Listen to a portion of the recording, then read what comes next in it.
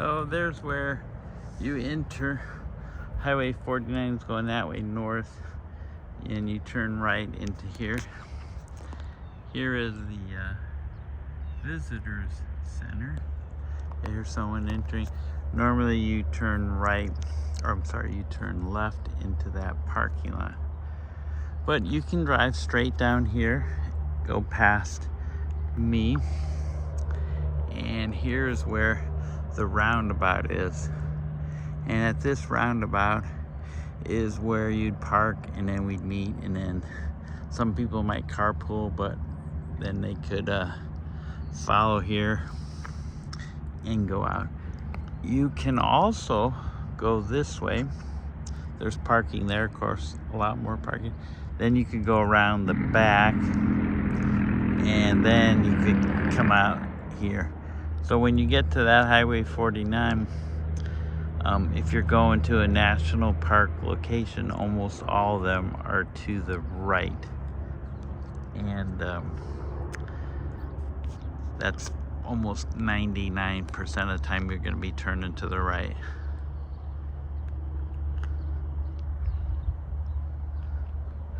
And you're here in the Museum of Nature and Industry. And as I say, the Indiana Dunes is thriving, and it's thriving because of biodiversity. We're number 4 in biodiversity in America, but we are number 1 in biodiversity density, where we have all the species in just 15,349 acres. We have more species by actual count than Yellowstone, and Yellowstone has 2.2 million acres. So we have the greatest density. And so what does that mean? You have access to the greatest selection of microbes, and these are vascular plants, so there's stuff falling from the leaves and from the fungi, from the mushroom spores, from the plants, from over up to 375 species of birds have been through here. Here you can see how fungi just eats that tree up. If you were to touch it, it just falls right apart. So a big tree falls, and then the fungi start to chew away at it, and only the dead tree. There could be another tree just like it alive, it isn't touched. So once the tree's on the ground, like say this one, it can be a home to small animals, and then eventually it's turning into the fertilizer. So that tree that died is now part of these other trees. So as I say, the dunes are thriving, and it's screaming out to us to be biodiverse. You will do well, you'll do better, and that surely is what the dunes have been doing since the state park was formed in 1925, and when we became a national park location called Indiana Dunes National Lakeshore in 1966. February 15th of 2019, the name was changed to Indiana Dunes National Park, but it was a national park. It just wasn't by title have the word park in it. And lastly, on that September 15th, there was another name change which people aren't familiar with. There was a section of where the Miller Woods is. It became the Paul H. Douglas trail, and of course there's the Paul Douglas Center for Education in Miller on Lake Street. So I look forward to you coming and meeting, and what we will do is, as I said, some people may carpool, but if nothing else, we'll follow each other. Also, last thing is, I can do driving tours, so we can have a conference call between cars, or if you have a big van and I'm in it, and then I could give you a tour. And if you get this and you can never come on a driving tour, I'm gonna give it to you. This is the best route to get the best view of things, and here it is. You exit out there, turn right on 49, then you take 49 to Route 12, and Route 12 you got to turn to the left and then turn to the right. So now you're going on Route 12, which is also at that point called Dunes Highway. You go down to the first street, you can turn left. That's called Kemmel Road or East State Park Road. You turn left, and now you're driving through a tree-lined road. You get to Lake Michigan. Right before you get to Lake Michigan, you'll see the Kemmel Beach parking lot, which has a fantastic Dune Ridge Trail, my favorite, probably 3/4 of a mile. So anyway, you go to Lake Michigan. That's Kemmel Beach. You turn right. There's Dunbar Beach. Then you come across the Century of Progress homes. Those were moved from the World's Fair to bring tourism to Beverly Shores. And then you keep going on that lakefront drive, and you'll come to Lakeview Beach, which is a national park location.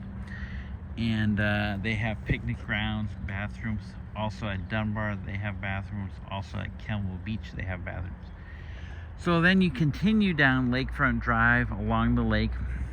It'll come to a place, the end, where you have to turn right. And when you're turning right, if you look to the left, that's called the Solomon Enclave. It's 3 double-decker holiday places to stay, designed by a man who was an architect in Chicago of apartments. So keep going, look on your left, there's a metal Lestron home.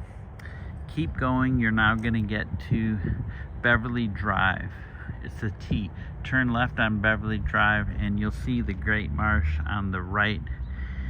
And you'll keep going, you'll pass Central Avenue Beach, but just keep going. Then is a little bit of a tricky intersection. Route 12, cars are blasting through around this turn.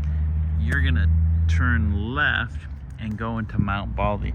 So when you're driving into Mount Baldy, you will see, turns to the right, you'll see the big blowout, which people are calling Mount Baldy. Mount Baldy, the peak is beyond there. But so you'll see that Living Dune house encroaching on the parking lot.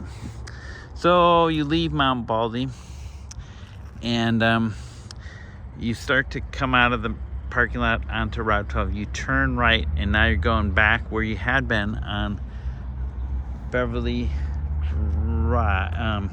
Beverly Drive. And then you'll pass Central Avenue Beach.